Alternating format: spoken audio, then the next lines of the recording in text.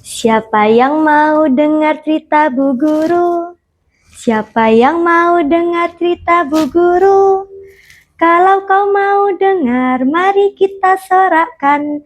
Siapa yang mau dengar teriak hore? Assalamualaikum warahmatullahi wabarakatuh. Perkenalkan, nama saya Bu Siti. Bu Siti dari TK Aisyah Bustanul Atfal Jajak. Di sini Bu Siti mau bercerita tentang ketulusan di balik peristiwa kurban. Di hamparan padang pasir yang luas, di bawah langit bertaburan bintang, hiduplah seorang nabi yang begitu taat kepada Allah. Beliau adalah Nabi Ibrahim alaihi salam. Nabi Ibrahim alaihi salam dijuluki sebagai Khalilullah atau kekasih Allah. Keimanan yang begitu taat, keteguhan yang tak pernah runtuh, namun beliau juga diuji oleh Allah. Tetapi ujian itu adalah ujian cinta. Bertahun-tahun Nabi Ibrahim berdoa kepada Allah. Doa demi doa beliau panjatkan setiap hari. Nabi Ibrahim berdoa kepada Allah. Ya Allah, berikanlah aku anak yang soleh, yang kelak melanjutkan dakwaku dan akan menyembahmu setiap hari. Kemudian doa itu dikabulkan oleh Allah. Lahirlah anak yang tampan, yang soleh, yaitu Nabi Ismail alaihi salam. Nabi Ismail alaihi salam tumbuh dengan ketaatan, kesabaran, dan begitu cinta kepada ayahnya. Suatu ketika Nabi Ibrahim hendak mencari kayu bakar, Nabi Ismail berkata kepada ayahnya, "Ayah, aku ingin ikut bersamamu. Aku ingin membantumu mencari kayu bakar." Kemudian Nabi Ibrahim menjawabnya, "Masya Allah, engkau benar-benar anak yang soleh." Nah teman-teman, hari demi hari mereka lalui bersama. Cinta anak dan ayah begitu dalam. Dari itu Allah menguji cintanya. Apakah cinta itu lebih dalam dari cintanya kepada Allah? Suatu malam ketika Nabi Ibrahim sedang tidur, beliau melihat sesuatu yang membuat jantungnya berdebar. Beliau melihat beliau sedang menyembelih anaknya sendiri. Kemudian Nabi Ibrahim bangun dari tidurnya dan berdoa, "Ya Allah, apakah ini bunga tidur ataukah ini perintah darimu?"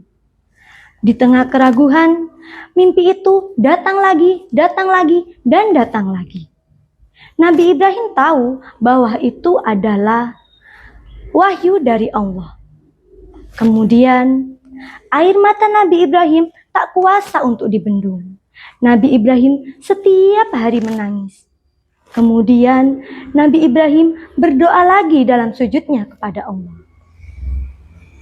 Ya Allah, Engkau yang memberi Ismail, Engkau pula yang mengambilnya.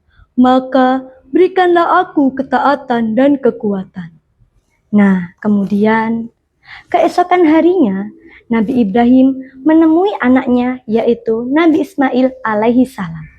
Dengan hati yang kuat, namun juga kesedihan yang mendalam, Nabi Ibrahim berkata kepada Nabi Ismail, "Wahai anakku, sesungguhnya aku akan menyembelihmu. Maka pikirkan itu bagaimana pendapatmu." Nabi Ismail melihat wajah ayahnya penuh dengan kesedihan. Namun Nabi Ismail menjawab pertanyaan ayahnya dengan senyuman yang begitu manis. "Wahai ayah, apakah itu perintah dari Allah? Jika memang itu perintah dari Allah, aku ridho ayah." Masya Allah, anak sekecil itu menjawab dengan penuh ketulusan. Kemudian, ketika hendak berjalan menuju ke tempat penyembelihan, Mereka berdua dihadang oleh setan yang membisikkan keraguan. Setan membisikkan keraguan kepada Nabi Ibrahim alaihissalam. Ibrahim, apakah engkau tega membunuh darah dagingmu sendiri? Kemudian Nabi Ibrahim mengambil batu dan melempari setan itu. Allahu Akbar, dan berkata, "Aku tidak akan mendurhakai Allah." Nah, karena setan sudah gagal mengganggu Ibrahim, lalu setan berbalik untuk mengganggu Nabi Ismail alaihissalam. Ismail, larilah, ayahmu akan membunuhmu. Nah teman-teman, yang dilakukan Nabi Ismail sama dengan ayahnya. Nabi Ismail mengambil batu dan melempari setan itu dan berkata kepada setan itu, "Aku ridho, aku tidak akan mendurhakai Allah." Nah teman-teman, cinta ayah dan anak kepada Allah begitu dalam. Sesampainya di tempat penyembelihan, Nabi Ismail berkata dengan lembut kepada ayahnya, "Wahai ayah, ikatlah aku supaya aku tidak gerak, dan tutuplah wajahku supaya ayah tidak ragu." Nabi Ibrahim tak kuasa menahan tangisnya. Kemudian Nabi Ibrahim berkata kepada Nabi Ismail alaihissalam, "Wahai anakku, sesungguhnya engkau memang benar-benar anak yang luar biasa." Nah, kemudian Nabi Ismail alaihissalam terlentang, kemudian wajahnya menghadap ke tanah, kemudian pisau diletakkan di lehernya, dan Nabi Ibrahim mulai mengayunkan pisau itu. Namun, apa yang terjadi? Pisau itu tak melukai sedikit pun leher Nabi Ismail alaihissalam. Masya Allah, kemudian Allah menggantikan Nabi Ismail dengan seekor penyembelihan yang begitu besar.